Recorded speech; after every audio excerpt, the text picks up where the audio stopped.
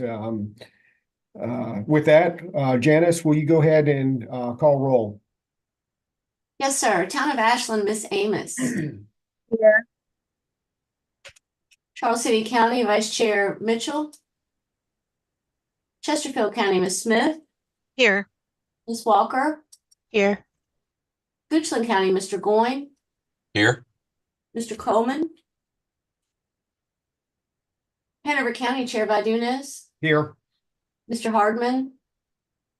Henrico County, Miss Smidler. Here. Mr. Ure. New Kent County, Miss Inman. Miss LeDuc. Powhatan County, Mr. Shardine. City of Richmond, Miss Clark. Capital Region Airport Commission, Mr. Rutledge. Plan RVA, Mr. Bushing. Here. Mr. Ariel. Here. Pride Finders, Mr. O'Keefe.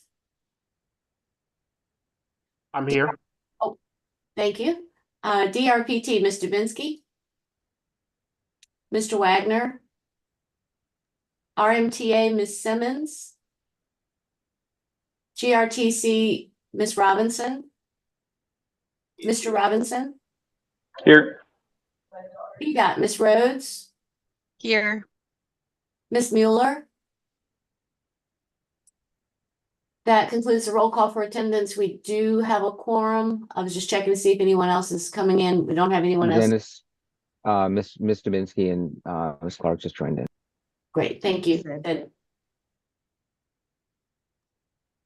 Okay. Excellent. Thank you for that.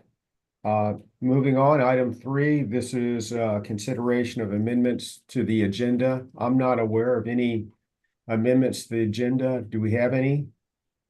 No, sir. Okay. Very good. Item 4 would be approval of the April 9th, 2024 TAC meeting minutes.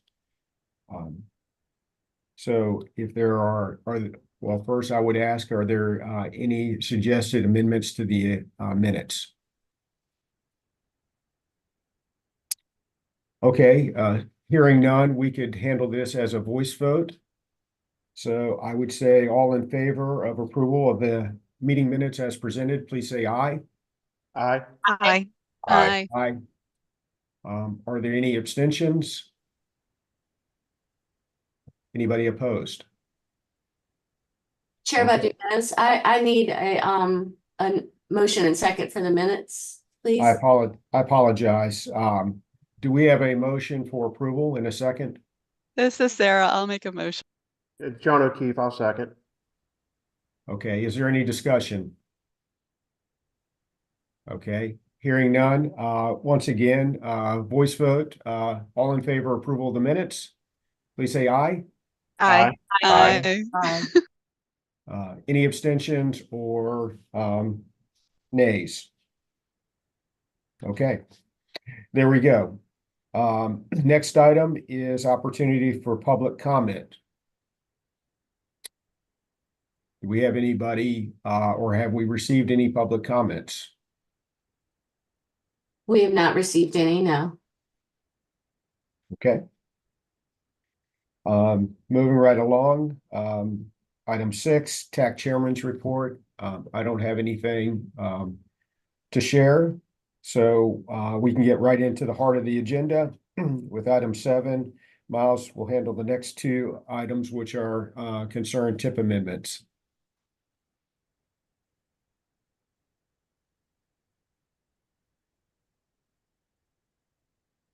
Thank you, Mr. Chairman. This first item we have is a tip amendment for Atlee Station Road Widening Phase 2. And this is a project in Hanover County. This request has come from VDOT, and it's really to update the estimate and the planned obligations on the project. As you all already know, for any major change to an estimate, we're required to go through the full amendment process, which involves a public review, TAC recommendation, and the policy board's approval. So the project, I think we're all familiar with this project, but it's widening from 2 lanes to 4 lanes between Warren and King's Charter, and it includes shared use path and sidewalk pedestrian crossings throughout the corridor. This project's already in our constrained long-range plan in Connect RVA 2045. It's also already included in the regional conformity report. So there's no concerns for consistency with planning and air quality planning. And this amendment is really being triggered due to the overall increase in the cost. This table shows the proposed obligations and the change to the total estimate. The previous estimate was 31.5 million. We're going up to 36.9 million. That $5 million increase is enough to trigger the amendment process. It's beyond the sliding scale of what can be processed administratively. And then the proposed obligations are RSTP funding and then advanced construction where the money is being spent and then being converted down the road to RSTP funding. So that's what's proposed. It's just the PE and right-of-way phases in at this time. And I believe the schedule is a 2029 completion. So it's still a few years out beyond the end of the TIP for the construction phase. Right. So the request today is for the TAC to review and recommend approval of this proposed amendment as requested by VDOT. And with that, I'm happy to answer any questions about the amendment. Miles, I'd just like to make one comment about the estimate. I would note that, the estimate reflects only a small percentage of actual cost to date. So this is all, these are all estimated figures. I just checked, we have roughly close to $8 million sitting in contingency. Half of that is roughly for inflationary contingency and the other is bid contingency. And so we also have some healthy contingencies built in for right-of-way and utility phases as well. So there is certainly a good chance that we come in under the estimated cost, but sometimes these are a little shocking when you see such a large increase and go, what has happened? It kind of questions the competence, or somebody from the outside may look at it and say, well, this is not being managed properly, but I don't feel that's the case. It is really mostly a hedge against kind of the unknown, quite frankly.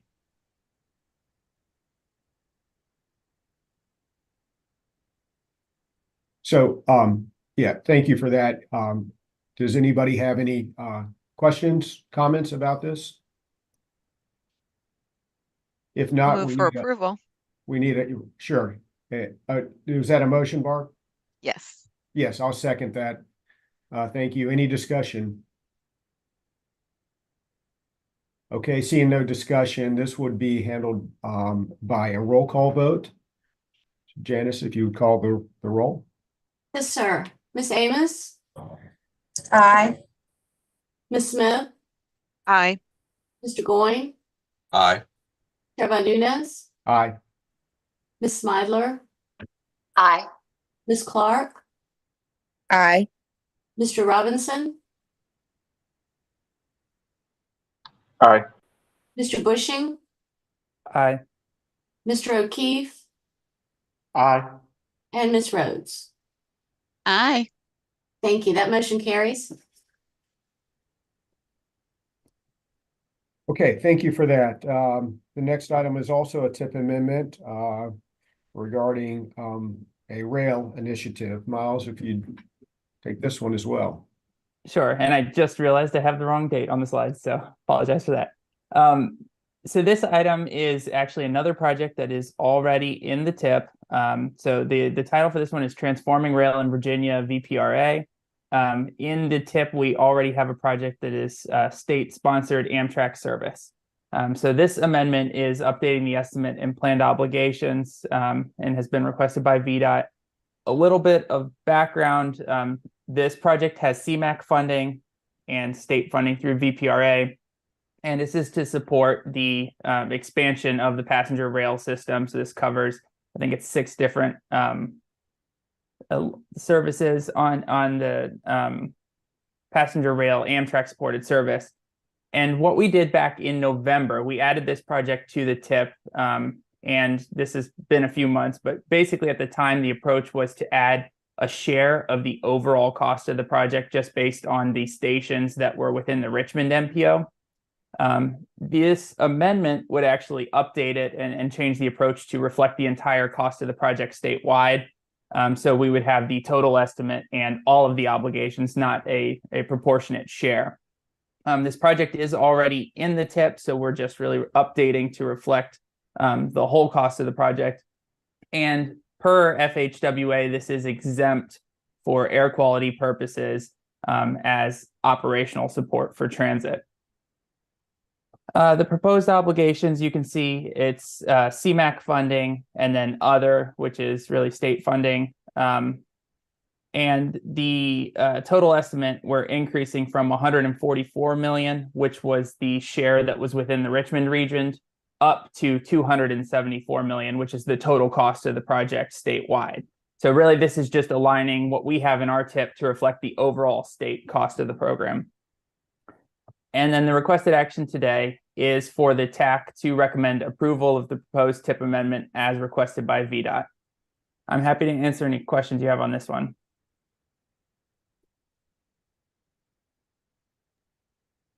Miles, I have a question. It's Diana.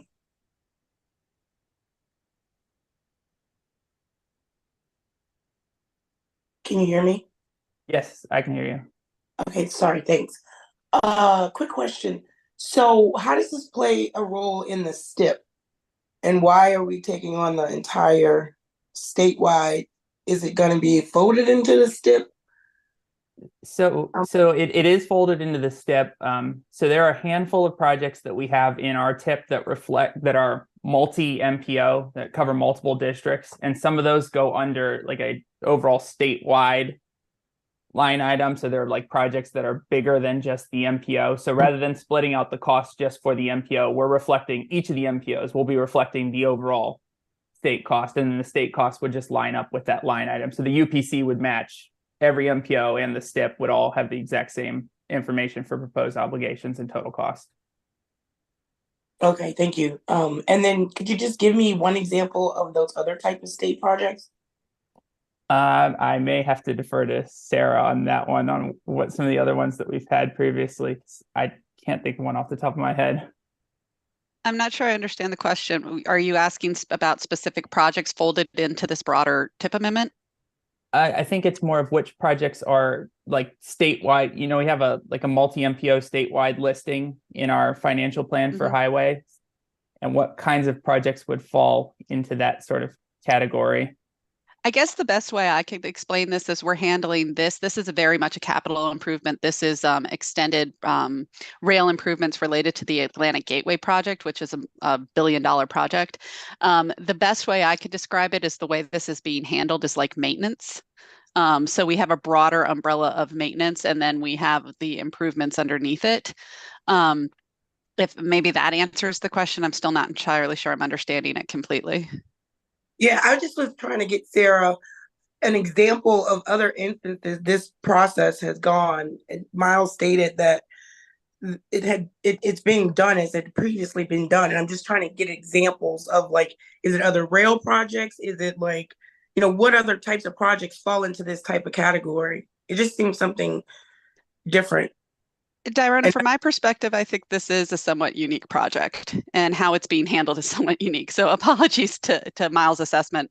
But I think in this particular instance, we're looking at a very large, unique statewide project. And the broader approach that's being taken, why we're handling it this way, from my perspective, solely has to do with process. We're looking at a huge amount of CMAQ funding, that is FHWA controlled funding. That funding is going through the highway side of the TIP and STIP, then will be flexed to DRPT. So this is being following the flex process. You may have noticed in the TIP block that it's a $274 million PE phase. That is not the case. We on the highway side have classifications for TIP that are PE right-of-way construction and various types of construction. On the transit side, they have a special phase known as other. And so this will fall into that side. Once it's on that side of the house, this will fall into the other phase based on the uniqueness of this project.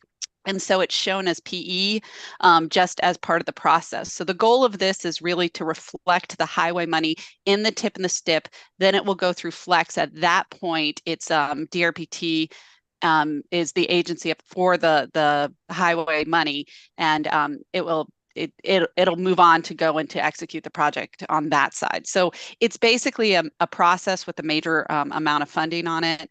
I don't know that we'll see many more of these, and I'm very hopeful we'll never see this particular project again through the TIP process.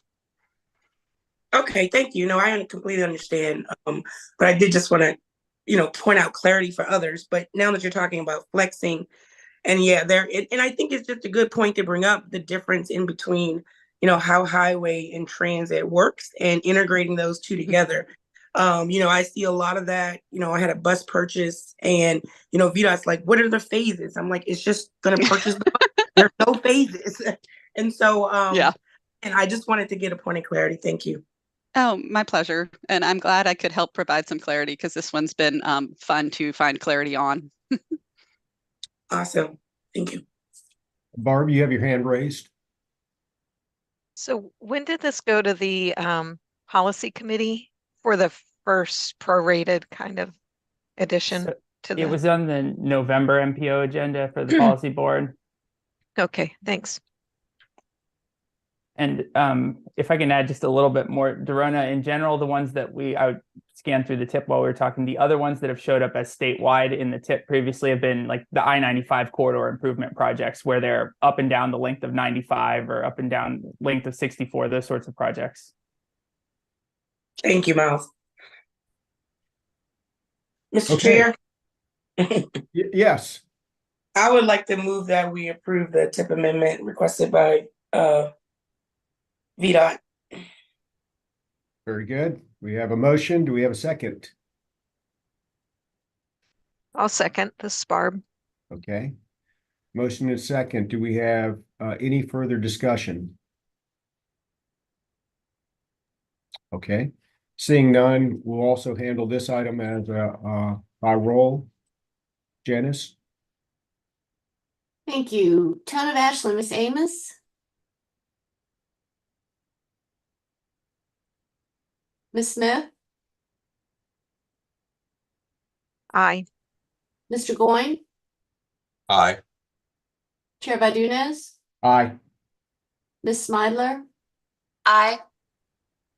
Miss Clark? Aye. Mr. Robinson? Aye. Mr. Bushing?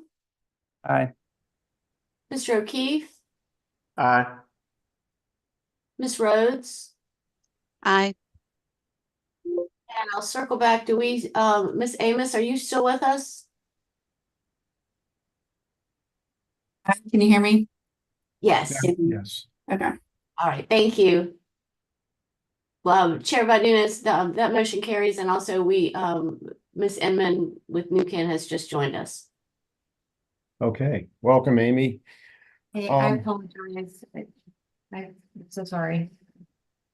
Oh, quite all right. Okay, great. Thanks, Miles, for both of those items. Switching gears a little bit.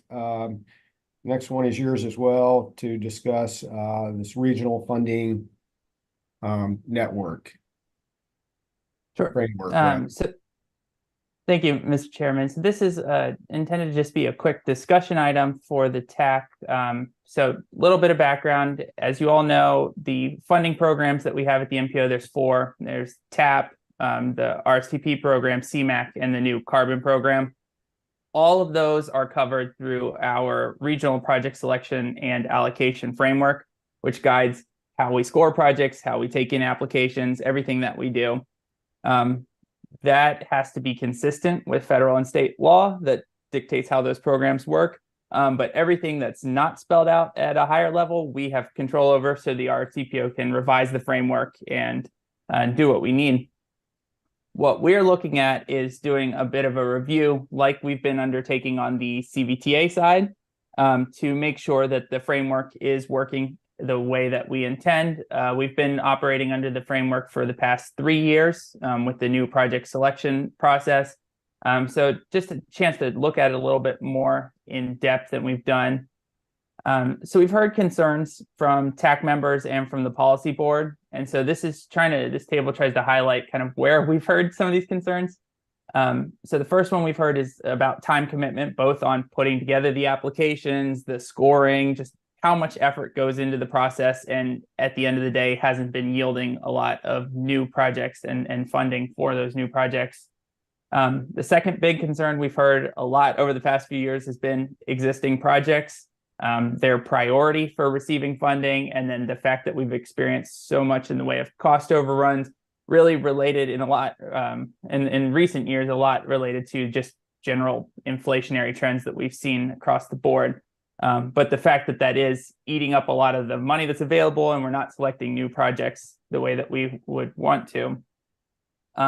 There's been some concern expressed about not picking the right sorts of projects, that we're picking projects that are more local in character rather than the regional priority projects, which is obviously a balancing act with the amount of funding that we have available and the limits on the funding programs that we have. Reduced funding options for bicycle and pedestrian projects. This is really related to the changes in the Smart Scale program for the high priority, and the fact that some of our bigger bike ped initiatives like sidewalks on our arterials or the fall line have not generally been successful through this process. And then the last two are really related to more of the process side. So the project readiness, we're not really looking at where projects are in their development phase when we're reviewing them. We're making sure that we have the materials we need to assess them, but not really prioritizing projects based on which ones are closer to ready for construction compared to those that are still in very early planning stages. And then coordination and timing, that we want to time this all to work with Smart Scale. And we want plenty of time for the TAC to review and look at the projects. So a lot of the same concerns that we've heard through the CVTA process. We have conducted a very preliminary review to start looking into some of these issues. And what we found was that on average, we have about 34 new project applications every round. And on average, 6 of those are getting funded. So about 17% of the applications are actually turning into funding. We are putting more funding toward existing projects than we are toward new projects. So on average, it's those 6 new projects at a median of $1.9 million compared to our existing projects where we're awarding 8 on average per year and a median award of $2 million in additional funding. So we are actually putting more funding toward existing projects than the new projects. In general, we're not advancing the projects from our constrained long-range plan. The funding is tending to go towards smaller projects, and that could be a function of the size of the pot, but it's not ideal of where we'd want to be in advancing those regional initiatives. I think it is correct that the fall line and our active transportation projects over the past couple of years have not been able to advance the bigger scale active transportation network projects. We aren't actually looking at project level development, and I think we already mentioned the interest in coordination. So what we're proposing right now is to open up the framework and do a review at the staff level. So the 2 parts to this, and we wanted to open this up for discussion. One, we wanted to confirm that there's a consensus from the TAC to evaluate the funding framework, come back with recommendations for the TAC to consider and recommend up to the policy board. If that's the case, we plan to work on it this summer to bring back to you. And we would hope for 3 to 5 volunteers from the TAC to help inform that process, to really be the stakeholder committee. This is similar to how we developed the initial framework. But really the main thing was we're trying to focus in on some of these issues that we've heard. The biggest goal and what we're really trying to achieve at the staff level is to move to an every other year funding cycle, just like we've done with the CVTA, so we can better align with Smart Scale, and also just because of the amount of funding that we have, try and make a little bit more available in a funding cycle so we could pick some of those larger projects. So that's the goal. If you would like to volunteer, assuming the TAC does want to move forward with this, I would request that you email me so that we can get your name on the list and we can start working to put together that stakeholder group. But I really, the big thing, we just wanted to open it up for discussion to see if there was an interest from the TAC to move forward with this right now.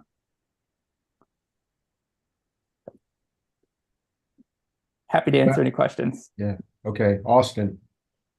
Yeah, thank you. Yeah, I do agree. It's probably a good time to open it up. I know we're also concurrently going through the CBTA, so at least thank you for kicking it to the summer, so we're not reviewing both documents simultaneously. But no, I think it's something good, and I'm happy to volunteer to be a part of that as well. Thanks. Barb. Ditto.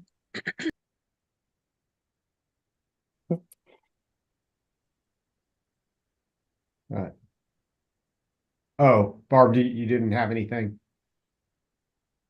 No, other than ditto. Oh, Austin did ditto. a great, Okay. Sorry, that cut off. yeah, he did Okay. a good Thank you. job. Ditto. Okay. Thank you. Sharon. Sounds good. I'm happy to volunteer and help.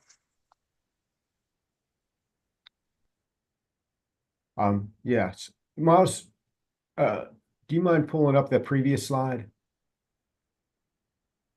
Right. So you made a comment about, you know, the funds not going to regional projects, and I don't disagree with the accuracy of that statement. But I wonder, and not to get into the discussion now, but I do wonder if this is not different than, CVTA, where 35% was parsed out specifically to regional. If we felt like, I think if the drafters of that legislation felt like it should go to local projects, they would have just kept the money with the locals. In this case, though, I think a lot of this stems back to the early history, at least my early experience with RSTP and CMAC. It's no longer RSTP, where, if you can remember, the funds that were coming into the region were distributed on a pro rata basis, and then the localities would use those. And so I think that continues to be our mindset, and had never really viewed these regional surface transportation dollars as being necessarily intended. It could, but not necessarily intended to these larger scale, what I think we most would consider regional type projects. So, I would just ask that, whatever committee is put together, that to consider that when and maybe define exactly what the intent would be for the use of those funds, i.e. regional, truly regional, or local projects scattered throughout the region. Dorona. Thank you, Joe. I totally agree with what Joe is saying. And with Austin as well, and everyone. So I would love to be in the group as well. But yeah, I do think there's a difference, like Joe was saying, about money that goes to different localities in the region versus it having to be a regional project. And we do want to keep that in mind when we're developing or reviewing the structure, because we don't want to cripple anyone by sometimes, over doing things. So yeah, I would love to be a part of it and agree with you, Joe, on that stance. Great. Thank you. Sarah. Yes, I'm also happy to support in any way you guys deem appropriate. I fully recognize that VDOT could be like a consultant in this particular approach and help kind of see the framework of broader funding programs. So if you'd like to include me in some capacity, I'm happy to help. I would discourage any sort of approach that reduces the flexibility of this money. That is the strength of this resource, is how flexible it can be for all of you. But as you guys build on this, I'm happy to help support however we can.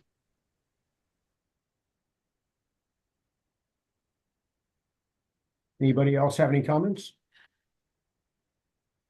So as Miles said, just contact Miles direct over the next several days if you're interested in serving on this committee to begin analyzing our framework or reanalyzing our framework.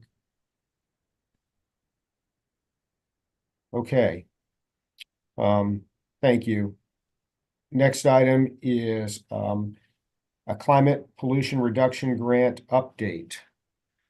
And I apologize, I don't know the first name. Is it Ms. or Mr. Keller?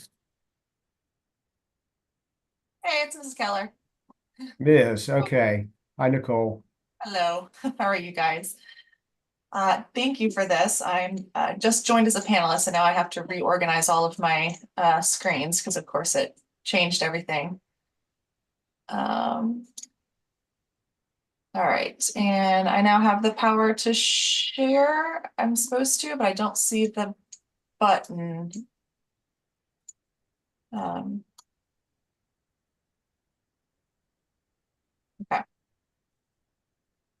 There it is. Can you all see that? Great, thank you for the thumbs up. I appreciate that.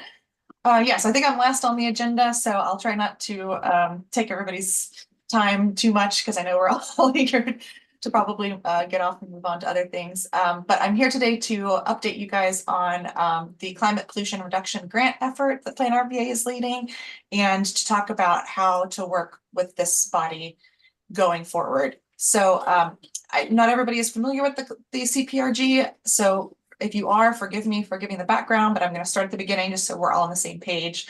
So this climate pollution reduction grant is a $4.6 billion grant program that was funded by the IRA, which was signed into law in 2022.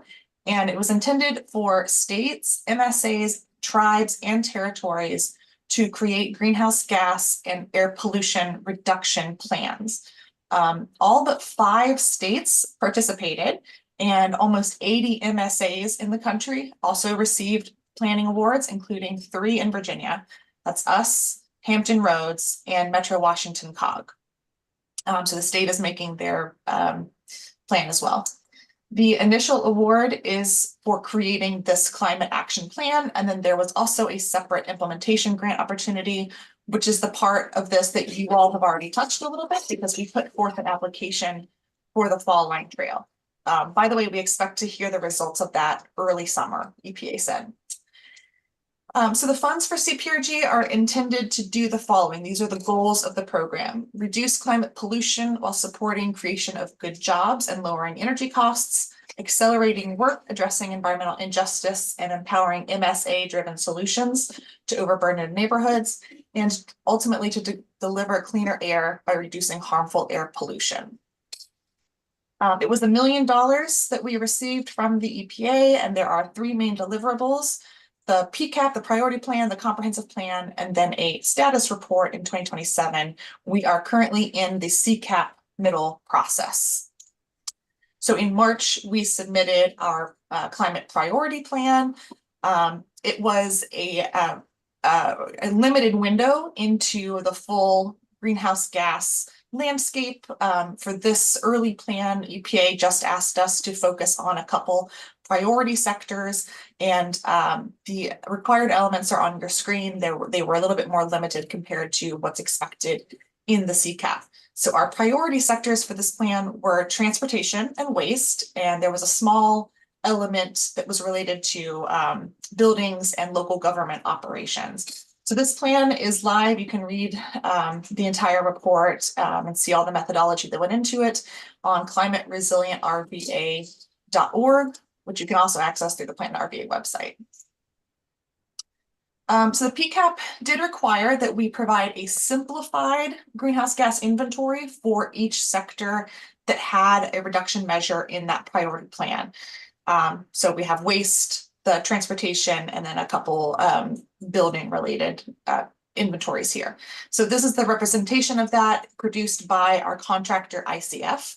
The transportation inventory that you see here was created using EPA moves.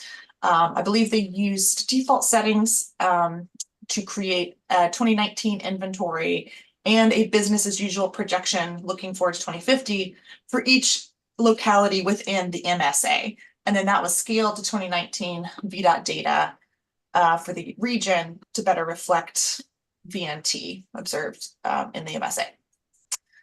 So we used existing comp plans from each locality. We used the Connect 2045. We used a lot of public input and some other existing plans from the region, and devised 7 priority reduction measures for early implementation. And these were approved by the steering committee for our project and submitted to EPA in our report.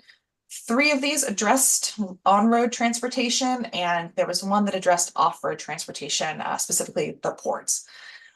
So as you can see, if you read through these, the measures are pretty broad. We have a lot of latitude to make our measures as broad or as specific as we want, but they do have to be quantifiable.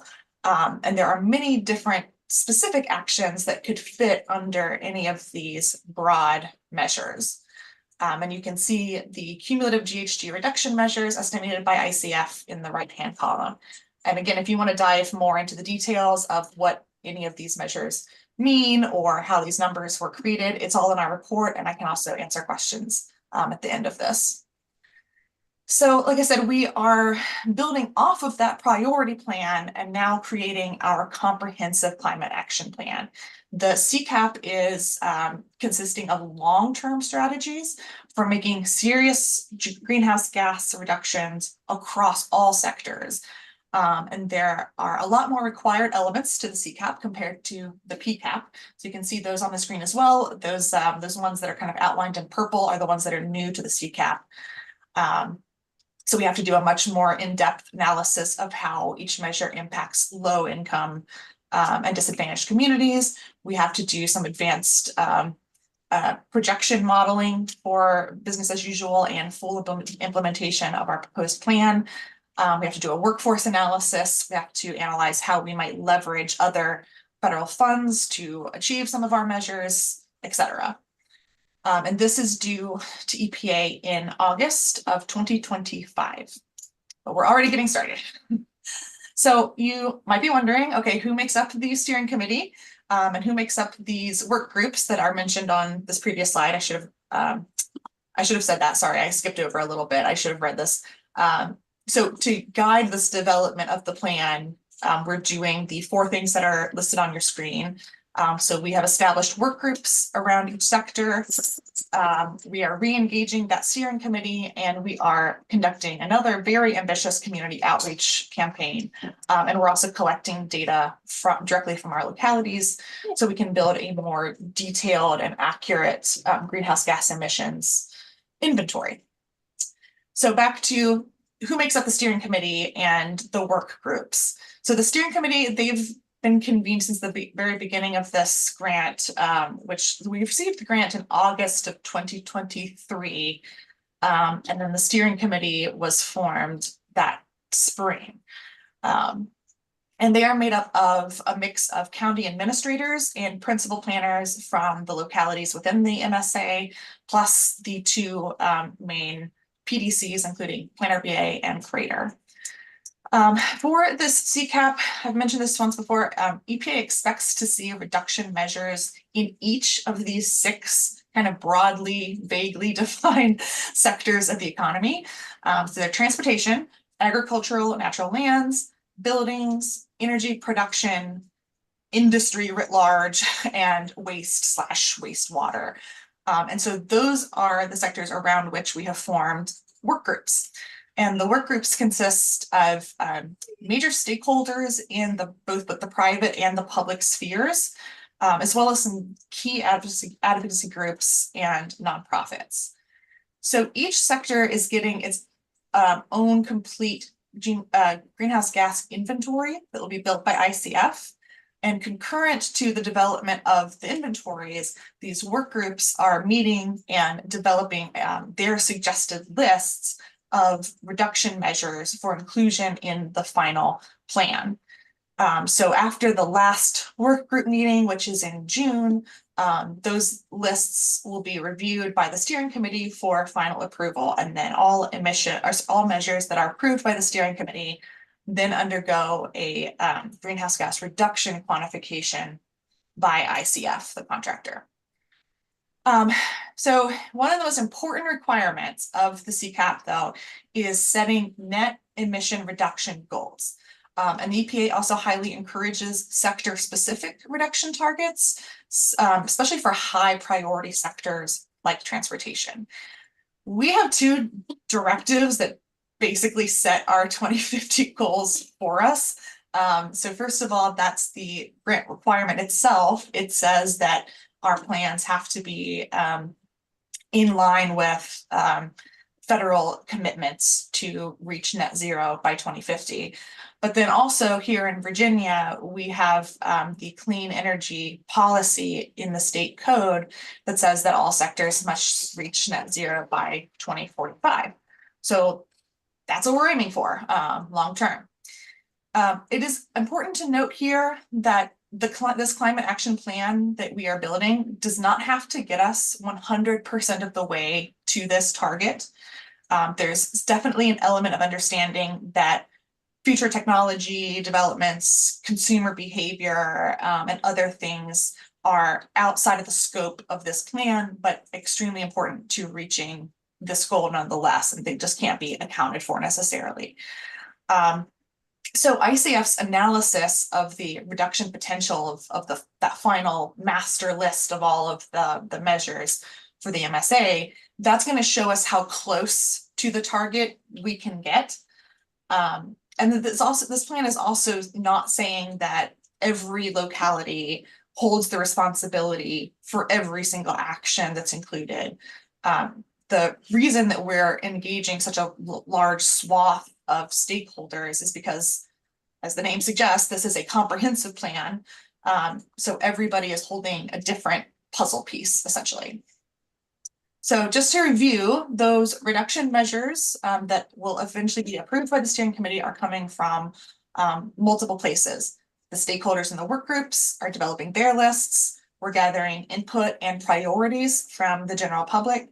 And we're also leaning on the subject matter expertise of the PDC staff, both Plan RBA and Crater, and on the experts that are on staff with our contractor ICF. And we're also working directly with significant bodies such as the MPOs in Richmond and Tri-Cities.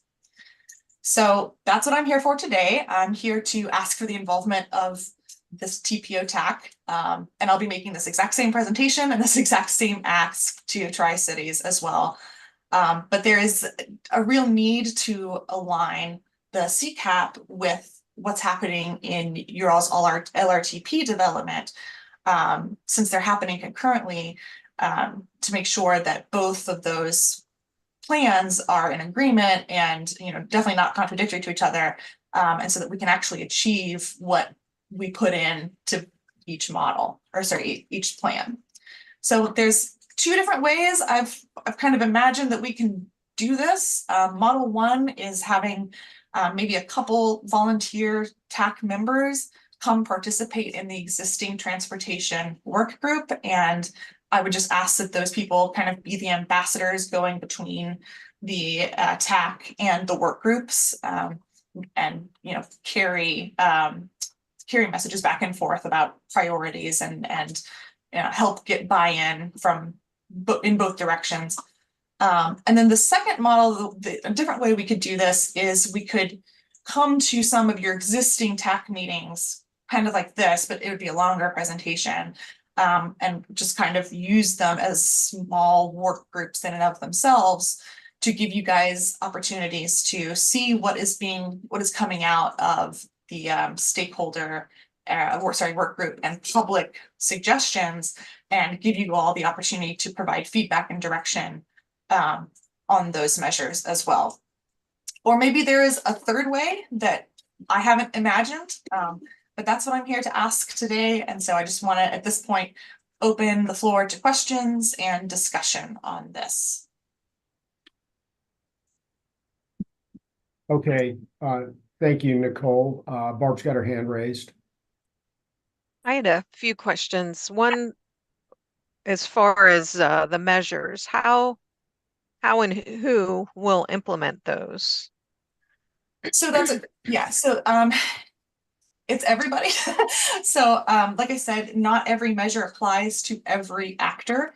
So it kind of depends on what those measures are. But part of the plan development is doing a certain level of analysis of, okay, if this is what we say we want to do, if this is the measure, who has the authority to do that, right? Whose ballpark does this land in? And if we don't have a clear authority to actually achieve this, how do we get there? So that's part of the CCAP Correct. exercise. And then is DEQ involved in the work group? DEQ is actually running the state level plan. And so we coordinate with them to make sure that our plans align. But they're not part of our work group, but they're aware. That makes sense. Mm-hmm. Are they going to review it or? No, like I said, we just coordinate. And so we for the PCAP, for example, there were some things that fit better in the state level one versus the MSA. So we kind of gave those to the state and they put it in theirs. They basically cited our plan in whole in their state level plan. So they are two pieces that kind of fit together, but they don't require approval from one or the other in either direction. And do you foresee that localities are going to be building their own plans? Their own as a next reduction step? plan? Yeah, or if they have them already? That's a good question. So Richmond City already has their green equity plan and their sustainability plan. Henrico is in the process of creating their inventory, and they're actually going to be able to do that a lot faster with the data that we're generating for Henrico via this process. I honestly don't know what the other localities plan to do after this. I think it's kind of up to each one to decide how they, if they think they need their own plan, or if they want to just rely on this one that they're helping to build anyway, or hopefully they're helping to build. I think for our sake, we're planning on taking the final plan to the Plan RBA board and having it adopted to kind of guide the resiliency program at Plan RBA going forward.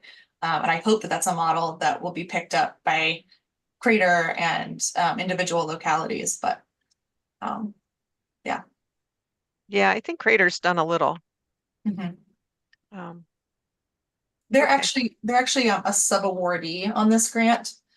So they're getting a small amount of money to be heavily involved in the process. Mm-hmm. Oh, that's good. Mm-hmm. I think that was it for me. Good questions. Thank you. All right, Miles. Sure. Thank you, Mr. Chairman. I just one thing I did want to raise is, the goal and why we were trying to bring this to the TAC. As Nicole mentioned, we've got the two models, but really we want TAC to help drive the conversation on what measures make sense for our region to bring into the plan. So things that we could potentially incorporate into the long range plan as we're selecting projects, developing policies for 2050. Something that we'll be able to incorporate through the MPO, since the MPO at the end of the day has got a lot of ability to implement some of these projects between our work with Chet and the CVTA, with our funding that we just talked about. So that's what we were trying to do, is create the crosswalk and consistency, and something that you all would feel comfortable with moving forward. So we're trying to do it on both ends, working through the MPO structure and also through the grants stakeholder groups as well. So I don't know if there's more conversation that needs to be had around that, but that was the intent. We just want to make sure that everybody can feel comfortable moving these forward, because this is a big change in terms of something else to consider in our planning process that I don't think we've really looked in too much in depth in our previous long range planning efforts. Thanks, Miles. Sharon. Yeah, this is a lot. But one question about Model 1, it says the transportation work group. Are you thinking the public transportation work group or the active transportation work group, or both? So they're combined. it's a single all transportation umbrella work group. So currently on that is a lot of Plan RBA staff. The airport has attended, sports backers. I think, was there anybody else there? I think that was it. Oh, there was a private company that represents electric charging.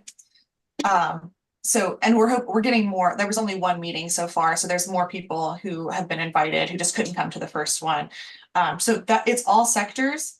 So Can you show that slide 9? That might help. Yeah, so thank you. So it's like a third work group. So it's not the public transportation work group or the transit work group or the active, it's a separate So part of group. this. Other people weren't in the other one. Okay. So these are the 6 sectors included in the plan. They each have their own work group. So it's one transportation group. So bike ped is there, off-road transportation is there, on-road transportation is there, public transportation is there, everything.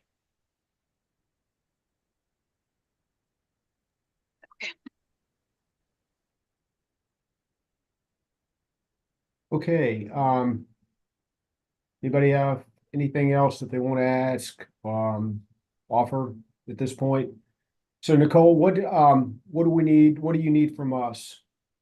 So I would at this point, I would love to hear, which of these models you all are leaning towards, or if you want to think of a third option that hasn't been suggested yet.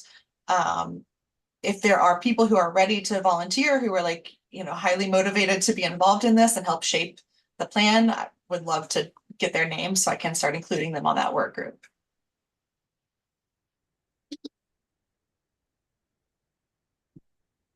Barb.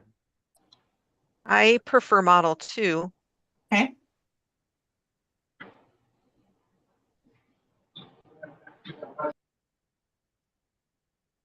Sorry, Corey. Oh, I was going to agree with Barb, but if we do end up going with Model 1, I would be happy to volunteer as a member of the transportation work group. This is also, they don't have to be mutually exclusive. Also, like we could rely on Model 2, but then if anybody is just really interested and passionate about being part of that group, that is also okay. Yeah, I'd like to be included on that. Great. I will make sure to include you. Thank you, Corey. I also tend to favor Model 2.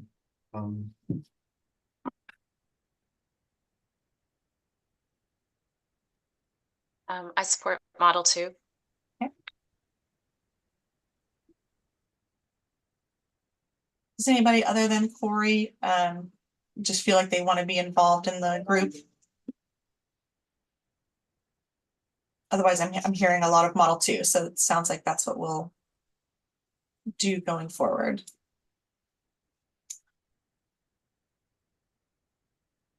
Okay. Thank you, right. Nicole. Yeah, thank you all for your time. Appreciate it. All right, next up are transportation agency updates. Tiffany, can you get us started? Glad to do so. Good morning. I only have maybe a couple of updates. In addition to a series of information about our campaigns that we're running at DRPT, we have 2 events going on this month. First is actually this Thursday, May 16th. We are hosting our first 6-year improvement program or plan public hearing or SIP public hearing. This is the first time that DRPT has done this separately from the spring public hearings that VDOT has hosted related to their SIP. So we are hosting the meeting here in our Richmond office as well as our Northern Virginia office. So we're accepting public comments, or if you would just love to sing our praises, I encourage you to come and attend. You may also register to do this virtually. So there is a link that is included in the agency update, but we'll also provide a brief presentation of our fiscal year 25 SIP and then be available to answer questions. The other one is a little bit more fun. So we are hosting the agency open house on May 29th from 2 to 4. And I forgot to mention the SIP public hearing is also starting at 4 o'clock. But the open house is to celebrate our director in her pending retirement. So we are inviting friends, staff to come and just celebrate her career. We have invited Secretary Miller as well as Governor Youngkin to come and express some remarks and just to, in general, embarrass her. But if you would love to join us, please send an RSVP. There is an email link there, but you can also just express that through me and I'll convey that to her comms team. But that is on May 29th from 2 to 4. And really, that's it. So I'd be glad to answer any questions. Appreciate the update, Tiffany. Corey, tell us about GRTC. Sure. Good morning, everyone. Just a few things. So April was a month of preparation for the GRTC. The agency welcomed more than a dozen new employees in the finance, transportation, and maintenance departments. GRTC is continuing to prepare for the scheduled booking changes that are coming this June. That includes finalizing the Route 1 Northern Extension to Reynolds Community College Parham campus and moving forwards on the Route 1 realignment to better serve Johnson Mills Hospital.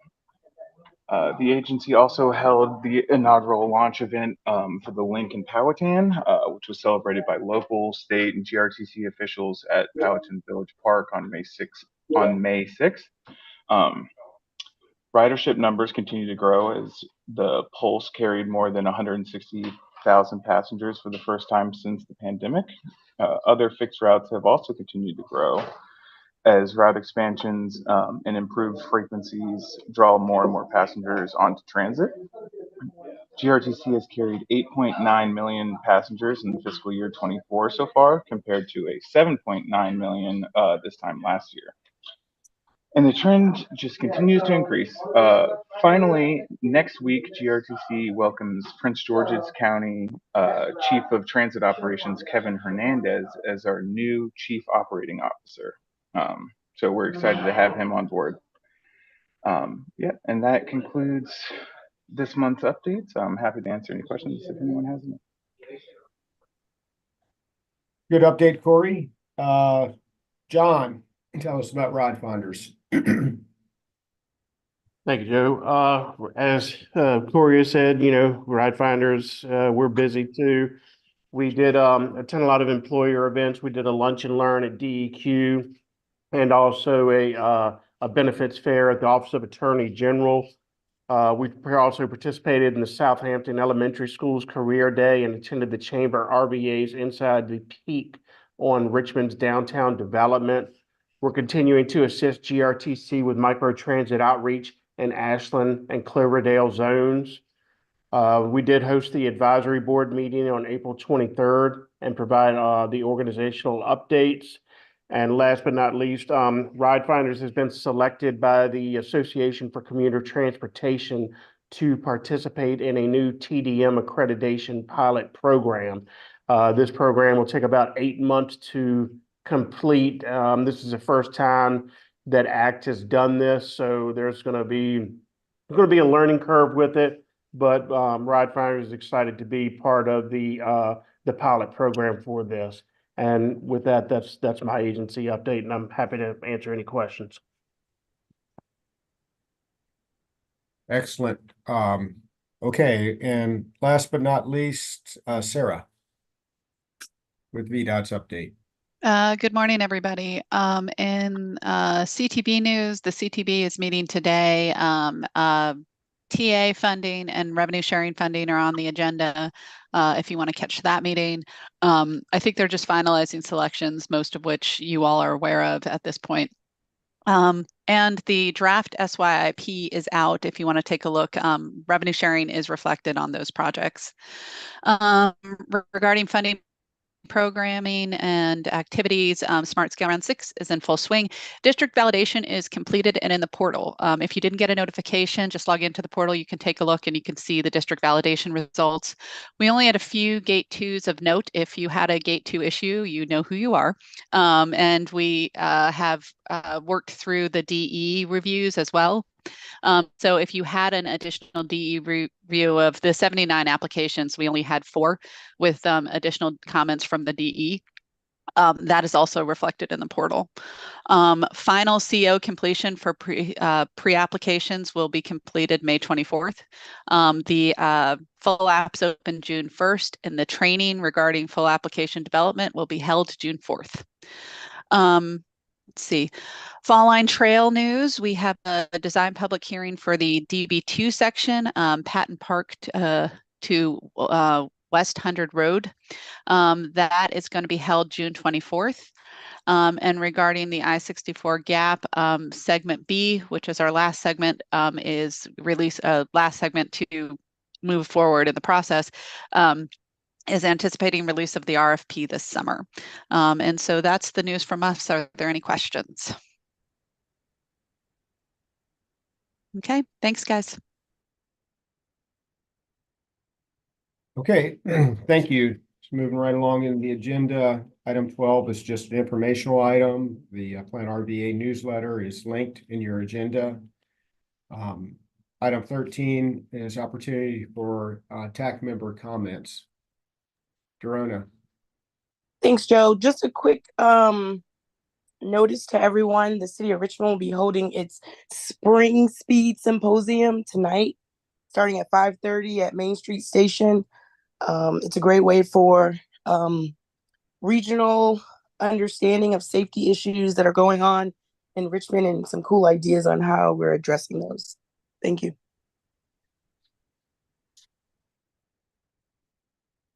Anybody have anything else? Okay. Our next meeting is June already, June 11th, 2024 at 9 a.m. And let's see, 2 minutes over, but that's okay. We're going to adjourn at 10:02 a.m. Have a good rest of the week, everybody. Thank you so much. Thank you. Everyone. Thanks, All right, Joe. have a good one.